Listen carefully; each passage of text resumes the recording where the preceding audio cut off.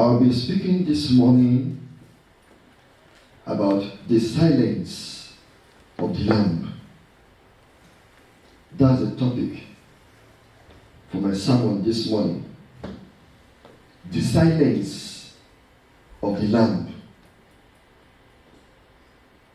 I've just shown you in those few passages, Matthew 26, 59 to 63a, Matthew 27, 11 to 13, Luke 23, 8 to 9. Before the religious leaders, before Pilate, before Herod, and he was silent. He did not even answer a word. This is unlike Jesus. Because if you study his life properly, he had defended so many people in his ministry. He defended the fatherless, he defended the widow, he defended the poor, he defended people who were ostracized, people that they said, you don't belong to our community. He mingled with people. He was outspoken. Let me just give you some of the examples about Jesus. And that no one could kill him. He was that sort powerful. Many attempts have been made against his life, but they couldn't just touch him. But what happened? Here at his crucifixion, or at his trial, before the surrendering, before Pilate, and before Herod, he kept mute. He was silent. The silence of the Lamb. The silence of the Lamb. John 1:29, the Bible says, when John the Baptist saw him walking, he said, behold the Lamb of God that takes away the sins of the world. Jesus Christ is that Lamb of God. So, and I want to see some of the things he did. In Luke 4:28, Luke 4:28 to 30, Luke 4:28 to 30, he just spoke about his ministry, that the Spirit of the Lord is upon me, he has sent me, he has done it. He said, today this scripture is fulfilled. And he gave them two examples. How Naaman was cured, and no one was cured in Israel. And the widow of Zarephath was blessed, and no one was blessed in Israel as at that time. People were enraged at him. They wanted to throw him from the hill downwards. But the Bible says Jesus Christ went through them. They led him to the top of the hill just to throw him. He just walked through. They were looking at him. They couldn't touch him. That's number one. Another Bible passage is John 8:59. He said, before Abraham, I am. Your father Abraham rejoiced to see my days. People were very annoyed. They were so angry. They said, you are not yet 50. And you said you have seen Abraham. Because they meant that he was talking that he was God. They picked up stones to throw at him. He just moved through. They couldn't arrest him. They couldn't touch him. They couldn't stone him. Because the Bible says it is impossible for a prophet to perish outside Jerusalem. It wasn't his time at that time. In John 10:31 to 39, when he called himself Son of God, they tried to seize him in the temple. He just walked. They couldn't touch him. They have made an attempt against his life, but they just couldn't arrest him. They couldn't touch him. In John 7:46, the religious leader sent temple police up. There are some people, they call them police or this ranking officer, to go and arrest him. So when they got to where Jesus was, he was talking to people. And they just couldn't arrest him. So they returned to their leaders. They said, where is he? He said, no one ever spoke like this man. He spoke with authority. We couldn't touch him. Another Bible passage, how he silenced the Sadducees, how he silenced the lawyers, and so many other people. When he speaks one word like this, people will not be able to answer him. He was so powerful. Even the nature obeys him. He walked on the water. He asked his storm to still, and everything became calm. That has been the history about Jesus. That was the record we had about Jesus. Now, at his own trial, why was he silent?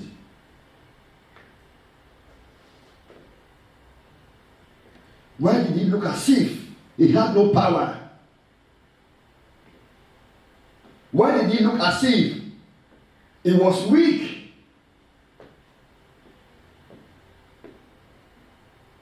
Jesus was silent for you and I. When they were about to arrest him in the Garden of Gethsemane, he said, don't cut anyone's ear. You just put it. They cut someone's ear. You put it back. He said, don't you know that as I'm standing here, I can ask my Father to give me 12 legions of angels. And if he did that, we are finished. If he said one word that, well, I don't want to die, let me go back to heaven. Human race is finished. No hope for us again. But for the reason why he came, he fulfilled that purpose. He became obedient unto death, even the death on the cross. He was silent because of you and I. 700 years before his birth, Isaiah spoke about him in Isaiah chapter 53. Isaiah chapter 53. He spoke a lot about him. And I'm going to be using that chapter to discuss or to preach about the silence of this lamb. So why was he silent? Number one, his silence was to guard his substitutionary sacrifice. He took our place on the cross. Peter said, for 1 Peter chapter 3 verse 18 says, for Christ also suffered once for sins, the just for the unjust, that he might bring us to God, being put to death in the flesh, but made alive by the Spirit. Like he was a substitute. He was a substitutionary sacrifice for us. He got in that place for us. We were supposed to die. Because the Bible says the soul that sinneth must die. We were the offenders, not Jesus. Because the Bible says in him is no sin. He did no sin. No sin was found in him. We were the offenders, not him. But he took our place on the cross. He was silent before Pilate, before the Sanhedrin, and before Herod, just to substitute for us. The Bible says in Isaiah chapter 53, and please note those words I put in yellow. Isaiah chapter 53, verses 4 to 7. Surely he has borne, say that, our griefs. Our griefs. Substitutionary sacrifice. And carried our sorrows.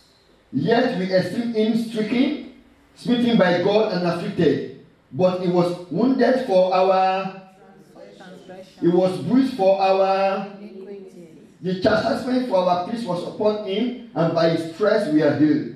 All we like sheep have gone astray. We have turned everyone to his own way. And the Lord has laid on him the iniquity of us all. The Lord put on Jesus Christ everyone iniquity. Lie, anger, strife, animosity, adultery, murder, drug, alcohol, lying, anything you call evil on the surface of this earth, God put on him. Bible says, and the Lord has laid on him the iniquity of us all. And read this one. He was oppressed and he was afflicted. Yet he did what? He opened not his mouth. The silence of the lamb. He was led as a lamb to the slaughter, and as a sheep before his shearer his word is silent. So he opened not his mouth. For you, and me. He did that for us. No wonder in the Garden of Gethsemane, before they arrested him, he cried, he prayed earnestly. And the Bible says that the drop of sweat was like blood. Why was he in agony? I believe it wasn't because of agonizing death of nail in the hand or because of the whipping at his back, but because for one time in history or eternity, he was going to be separated from the Father. Father and Son had never been separated. But at this time, he saw that coming. That the first time in eternity, I am going to be separated from the Father in heaven. That was agonizing for him. Because you cannot separate the Father from the Son or the Son from the Holy Spirit. Trinity, God in one. That body was upon him alone. So the primary pain in him was the separation. When he hung on the cross, God laid on him the iniquity of everyone. So God was beholding sin. The Bible says it was made sin for us in 2 Corinthians chapter 5. So they called Jesus Christ sin on the cross. And God the Father could not look at him again. And for the first time, he called God, my God, my God. He usually said, my Father in heaven, your Father in heaven. But at this time on the cross, he called God, God, not my Father. A separation has happened. He took our place. That's my Lord Jesus. Substitutionary sacrifice. Took your place, took my place. So when they were just asking him questions, he didn't answer them a word. Because he had mission to redeem mankind. That was why he came, and he must fulfill that purpose. If he said one word that day, said, now enough is enough of suffering, I'm going back to heaven, the end of human race has come. There's no hope for us again. But he didn't do that. Substitutionary sacrifice, and he opened not his mouth. Point number 2. But before I say that, I have seen Jesus before. You all know I've told you. And I've seen that nail-pierced hand before. I've seen the nail-pierced leg defeat before. In vision. He showed him himself like he appeared to people in the Bible. 1 Corinthians 15. So it's not about we are telling something like fable or myth. He died and he rose again. He showed me his hand. He did like this. And I saw nail-pierced hands. I saw his feet. That was real. It actually happened. He took your place. So if you are currently experiencing any of these griefs, sorrow, transgression, iniquity, Jesus took everything away. It's a lie of the devil. Anything you are experiencing now, which if it falls in line with any of these, it's a lie of the devil. Don't believe it. Number 2, his silence was to reconcile us with God. Isaiah says, the chastisement for our peace was upon him.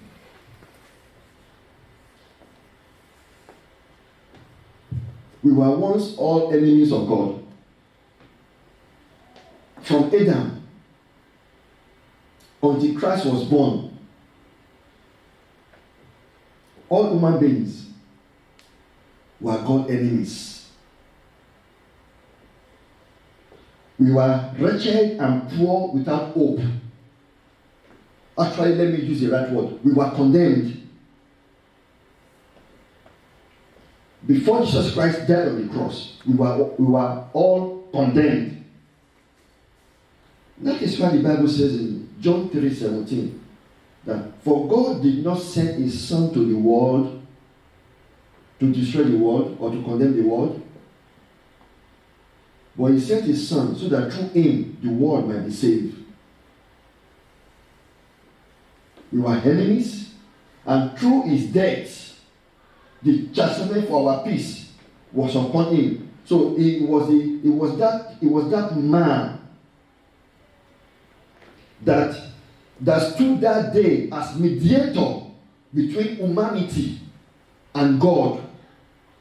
So from Adam till the last person that will be born, maybe many years later in future, maybe 100, 200, or to the end of the world, Jesus stood in the gap. He was that mediator on the cross that day. And we have peace with God. So as many that believe in the Lord Jesus Christ, as many that have accepted him as Lord and Savior, you have peace with God. You are no longer God's enemy. That's why the Bible says in Romans 8 that for those, we are therefore there is no condemnation for those who are in Christ Jesus. Once you are in Christ Jesus, no condemnation for you again. Because Christ Jesus is our peace. They call him the Prince of Peace. The Bible says, let me open the Bible passage. Colossians 1:20-21. And by him to reconcile all things to himself. By him, whether things on earth or things in heaven, having made peace through the blood of his cross. Two enemies, God one side, humanity one side, then judgment has to be served. Because God is only God. Judgment has to be paid somehow. And Jesus Christ has been punished. Justice has been served. Debt has been paid. The requirement of the law is fulfilled by his death on the cross. So, having made peace through the blood of his cross, and you who once were alienated and enemies in your mind by wicked works, yet now he has reconciled. As I said, by the chastisement of our peace was upon Jesus Christ. Not only that, in 2 Corinthians 5:18-19, the Bible said, now all things are of God, who has reconciled us to himself through Jesus Christ, and has given us the ministry of reconciliation.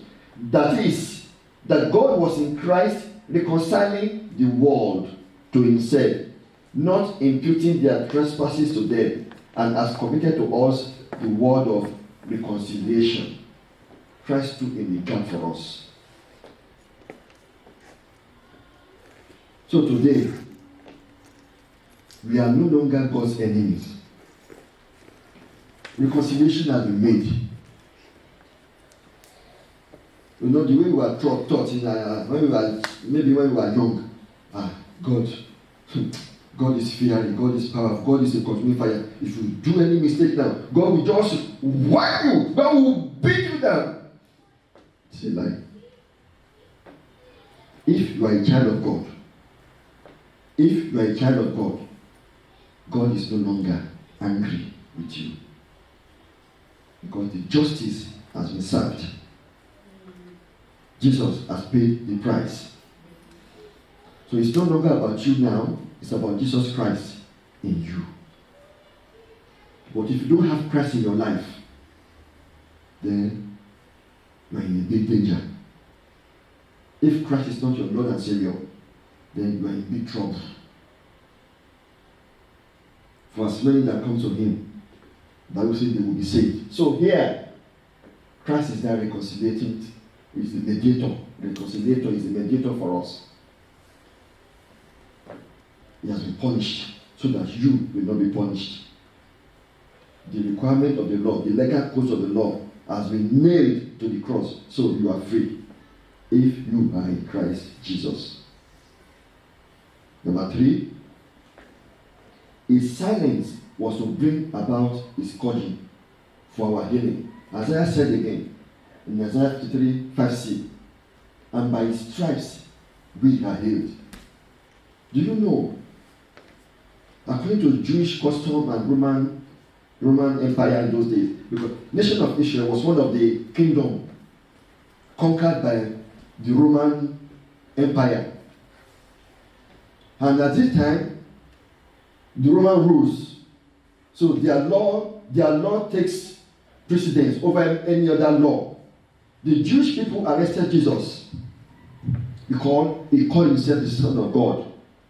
They were looking at him because he said, this temple, I'm going to destroy it in 3 days, I'm going to build it. They did not understand that Christ was talking about his death and resurrection. Christ was talking in parables. They did not understand him. He was full of parables to people. But when the disciples come to him, he explained details to them. He said, these people, they have eyes, they cannot see. They have ears, they cannot hear. Because they were just adamant. They were meant to destroy him because they were jealous of him. Because people were flocking to him. People were healed, dead raised. People were saying, oh, Messiah has come. Hosanna, son of David. The religious leaders, they were just pissed off completely. This man, we must get rid of him. Jealousy. But they did not know they were fulfilling the scriptures. They brought Jesus to Pilate. Pilate tried to cross-examine him, did not answer a word. The judge said, crucify him, kill him. And there was an uproar. The people who were present a few hours ago, Hosanna, son of David, they joined them, crucify him, kill him. And Jesus did like this. He was watching. The Bible says, and Pilate marveled. Why? See what they have spoken against you. You are not even saying a word. But Jesus said, my kingdom is not of this world. He said that to Pilate. And Pilate was just stood up. He was just bewildered. What happened? He wanted to free Jesus. Then he asked the soldiers to scourge him, to beat him according to the pattern they beat people. They have this long whip. They lace it with stones or bones, whatever. So they will that thing will wrap itself against that person and they will pull it and to bruise or pierce the skin. They did that for Jesus. It was uncommon in those days, or very rare, for you to beat a person 39 stripes. And at the same time, that same day, you nail that person to the cross. 2 punishments. No, it was uncommon. If you want to kill anybody, go crucify him. Or if it's a small, lesser offense, just beat him. Let him go. Another thing is put them in jail. But for Jesus, impromptu, partial judgment. They caught him at night, late at night. In the morning, they were already setting the case about him. Kill him, crucify him. And as they were whipping him, they were fulfilling the scriptures. Isaiah says, by his stripes, we are healed. This must take place. Why did they keep silent?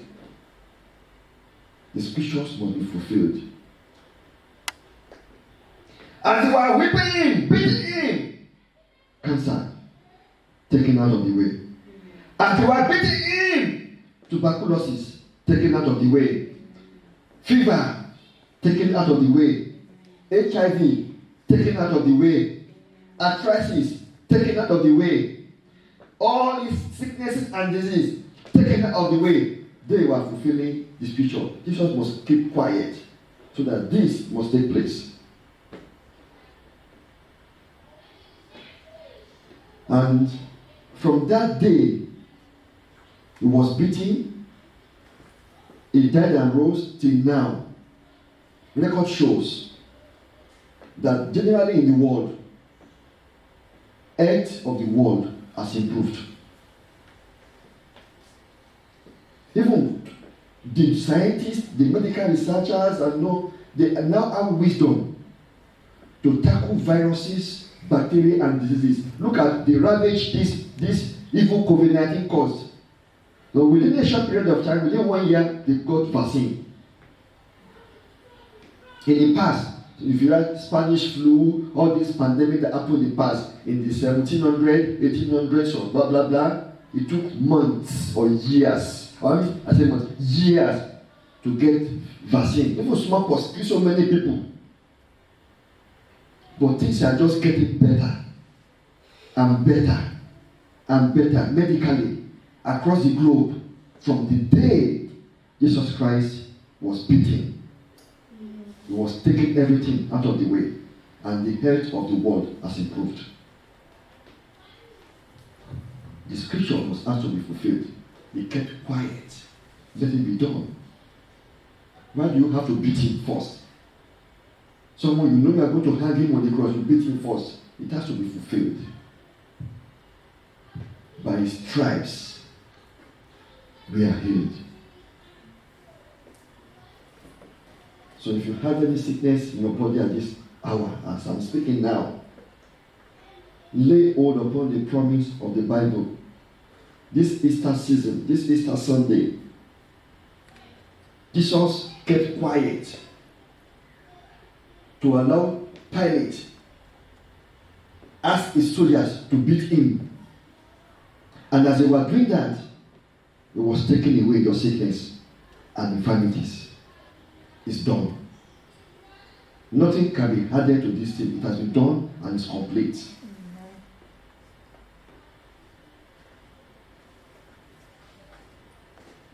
Finally, why was he silent before Pilate, before the religious leaders, and before King Herod? His silence was to die and rise for our justification. Do you know, as the Son of God, that he gave his life? If he didn't want to die, he would not die because he had no sin in him. He said, I have power to lay down my life, and I have power to take it back again. No one takes it from me. Jesus Christ was sinless for 33 years. He was qualified to die for our sins. And the Bible said the soul that sinners must die. So how can he die when he had no sin? Death had no hold over him. Even he said that devil came, the ruler of this world came, and he found nothing in me. So there was no way he could die because he didn't have that kind of nature, that sinful nature in him. But at the cross, he willingly released himself. He said, Father, unto your hands I commit my spirit. And he died. He gave up his life. They did not take it from him. They thought that they killed him, but he released himself because of you and I. He died for our sins and to justify us. The Bible says in Isaiah 53 verse 11, he shall see the labor of his soul and be satisfied. By his knowledge, my righteous servant shall justify many, for he shall bear their iniquities. The word there, he shall justify many. That shows that many people will still not believe in him. If the Bible says, he shall justify the world, we will say, well, whether we believe or not, we are all justified. But that shows that some people will still not believe in him. He shall justify many. As many that believe in the finished work of Christ, they shall be justified. And what is justification? A proof that you are correct. A proof that you are in right standing with God. It's like that you are a righteous man before God, that you have a clean slate. Justification is a gift, and it is declared upon those who believe in Jesus Christ. It is not by works, not by performance, not what I did when I was young. I grew up among Christians, and my father's house then this church, that denomination, this denomination, various groups of people. And I was wrongly taught in my childhood age that if you want to go to heaven, because I was curious, say, where is God? We have been going to church, where is this God? Someone said, God is there in heaven. I look at the sky. God, where are you? So you can't see him, but one day we are going to be in heaven with God. Really? Then, okay, how can I be with this God? I was asking questions as a child. Someone said to me, then your good works has to be more than your bad works. You say, really? Then I will be doing good. After all, I'm not a bad person. I will do good thing. I will do good thing. I will do good thing. I will not lie. I will not beat anyone. I will not do this thing. So I will make sure every day I do many good things to people. Excuse me. That was an error. That was a wrong teaching. That was a false doctrine. We don't go to heaven because of good works. We go to heaven because of our faith in Jesus Christ and His finished work. Amen. Although for every believer, good works must follow us. It's a product. It's the fruit of who we are. But we are not going to heaven because I've done good to this person. I've done good to that person. I've done good. That is, you are going nowhere. Faith in the finished work. Jesus died for our sins and He rose again. That will take us to heaven. It's not about I've done this thing, I've done that thing. You're going nowhere if you believe in that. It's a lie. Some people say there will be scale. You know, the judgment scale. One side. So if you put load on one plate of the scale, another load on one plate of the scale, the one that has more weight will tip the scale. So someone said now, on this scale, now judgment scale, if your good works tip the scale to his side, then yeah, when you get to heaven, you will enter straight. It is a lie. It's not about good work here or bad work here. So tip the scale and it goes down. It's a lie. Faith in the finished work of Christ. The Bible says. Please put it back there. Therefore, having been justified by what? Faith. By faith. Have faith in the finished work of Christ.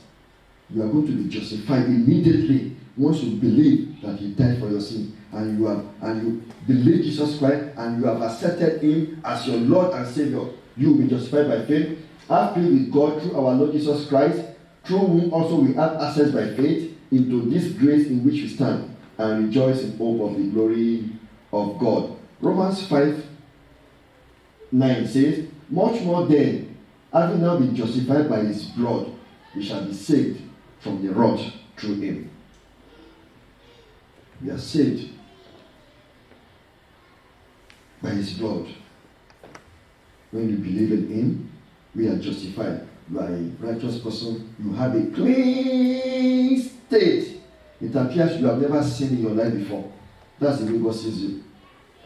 And I mean what I'm saying. If you are a true follower of Jesus Christ, when God looks at you like this, oh, this is actually in His record, He has done nothing wrong. He's justified. No sin found in Him. Because everything about me is credited to Jesus. God finances Jesus. Amen. His credit is Jesus. No sin. He's justified. That's it. It's about declaration of the word of God to us. Gift of God. Justification is a gift of God for us or to us. It's not hand. It's not performance. It's about our faith in Him on the finished work. And finally, for He had made Him to be sin for us, reading from 2 Corinthians 5:21. For He had made Him to be sin for us, who knew no sin, that we might become the righteousness of God in Him. We have been made righteous. God sees a righteous person when you are in Jesus Christ. Even though you have your own shortcomings, but God sees a righteous person. This person is righteous. Why? Because he's in Jesus Christ. God will help you in Jesus' name. Amen. Another Easter season is about to end, probably by tomorrow. What do you want to take home today from this sermon? You say, I've had this kind of sermon before, and let me enjoy my life again. Let me do whatever I like again. My friend, tomorrow may be too late. Tomorrow may be too late. If you have not taken the decision to follow Jesus Christ, I'm saying it. It's up to you. It's up to you. I'm saying it. What God told me, I've delivered to you. Up to you to take a decision. This Easter season, do you want to follow Him? Or do you want to say, let me go back and enjoy myself, maybe at age 80. Age 80, I will serve Jesus. It's up to you. You have heard again. God will help you in Jesus' name. Amen. And if you want to follow Jesus Christ, let's close our eyes now. Just raise up. Every eyes closed, raise up your hand and I will pray with you. And God will help you. Raise up your hand and I will pray with you. Every eyes closed. Yes, thank you. You want to follow Jesus Christ, you want to serve Him. Thank you for those hands. Yeah. And I want everyone to say after me, please, so that it's not as if we are listening to some people only. Everyone, please. Lord Jesus, Lord Jesus, I believe I believe you died for my sins you died for my sins and you rose for my justification. and you rose for my justification. I confess my sins before you I confess my sins before and I ask you to please forgive me. and I ask you to please forgive Forgive me. me all my sins. Forgive me all my sins. Write my name in the book of life. Write my name in the book of Please life. save my soul. Please save my soul. Thank you, Father. Thank you, Father. Send the Holy Spirit to me Send the Holy Spirit to to me help me to help me in my new Christian walk in my new Christian with walk. you, O Lord. With you, O Lord. In Jesus' name. Amen. Amen. And Father, we declare and we decree this day as we have prayed. So shall it be in Jesus' name. Amen. What you taught me, I've delivered to your people. Lord, let them help them to be the doer of the word of God, not just the hearer, in Jesus' name. Amen. We have received the engrafted word of God which is able to save our souls. We come to you this day, be glorified and be exalted, O God. Thank you for everything you've done for us. In Jesus' mighty name, we have prayed. Amen. And amen. Amen. Praise the name of Jesus.